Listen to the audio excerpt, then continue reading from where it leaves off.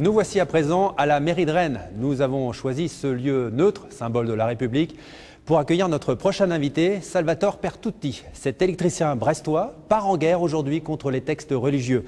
Avec son association Les Athées en Action, il souhaite fédérer les non-croyants pour protéger une laïcité qu'il estime menacée. Salvatore Pertutti, vous vous êtes fait connaître il y a 5 ans avec une démarche pour le moins originale. Vous avez porté plainte contre la Bible et le Coran. Pourquoi cette méfiance envers les religions ? Déjà, je suis athée depuis de nombreuses années et j'ai voulu me rendre compte vraiment de ce que disaient les livres de religion. Donc j'ai pris une Bible et un Coran, je les ai lus, Ancien et Nouveau Testament, et là je me suis rendu compte que ces livres étaient remplis de propos sexistes, homophobes, sectaires, d'appels au meurtre, et j'ai été interpellé. Je me suis rendu compte que même ces passages étaient carrément hors la loi, d'où mon idée de porter plainte. Alors, quand on lit les évangiles, il y a aussi « aimez-vous les uns les autres ». Oui, tout à fait. Il y a aussi juste après un petit passage sur les femmes apprécieront. Pendant l'instruction, la femme doit garder le silence en toute soumission.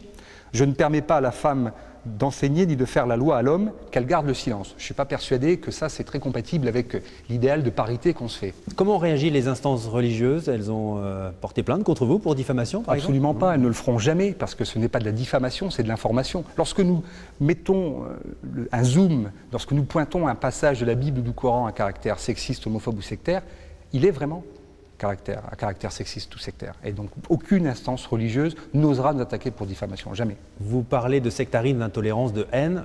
Au nom de l'athéisme aussi, on a persécuté, je prends l'exemple de la Chine ou de l'URSS. Non, ce n'est pas vraiment au nom de l'athéisme, ça faisait partie d'un ensemble, c'était au nom de la doctrine communiste. Et dans le cadre de la doctrine communiste, il y avait un volet athée. Mais on a aussi persécuté des libéraux, on a aussi persécuté des opposants, divers et variés, et bien sûr des croyants. Mais ce n'était pas au nom d'une doctrine athée, il n'y a pas de doctrine athée, comme voilà. Qu'est-ce que vous voulez faire avec cette association Les Athées en Action? C'est quoi? Lever une armée de soldats laïcs? Vous trouvez que la laïcité est trop complaisante aujourd'hui, trop silencieuse? Oui, complètement. La laïcité est en perte de vitesse. Et nous, ce que nous voulons surtout, c'est déjà peser dans le débat politique, dans le débat social avec une association. Aujourd'hui, les athées sont une minorité silencieuse. Dernièrement, il y a eu un débat très intéressant sur la laïcité, il y a quelques mois de cela. On a vu des prêtres, des imams, des rabbins arpenter tous les plateaux de télévision ou les studios de radio, mais il n'y avait pas un seul membre athée. C'est-à-dire que ces gens qui ont toujours combattu la laïcité nous ont expliqué comment la laïcité devait fonctionner. C'est une aberration. Vous avez beaucoup de membres aujourd'hui dans votre association? Nous sommes 6 000, un peu plus de 6 000 membres, dont 3 000 Français et 3 000 étrangers. Parmi nos membres étrangers, nous avons 20% d'athées arabes. C'est important de le souligner. Et vous allez vous présenter à la présidentielle aussi?